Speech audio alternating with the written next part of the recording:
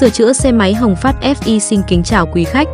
Tự hào là đơn vị uy tín lâu năm trong nghề, Hồng Phát FI chuyên nhận sửa chữa, bảo dưỡng tổng quát, dọn mới các dòng xe, trị các bệnh hụt ga, rung nổi, sàn lắc. Với trang thiết bị máy móc hiện đại tiên tiến cùng tay nghề kinh nghiệm lâu năm, cam kết mang đến quý khách dịch vụ tốt nhất với giá cả hợp lý nhất. Địa chỉ: ấp Sa Mau 2, xã Phú Lộc, thành phố Cần Thơ.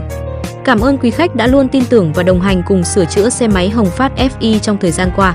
Mọi chi tiết quý khách vui lòng liên hệ hotline 0335 505 068. Xin trân trọng cảm ơn và hân hạnh được phục vụ quý khách.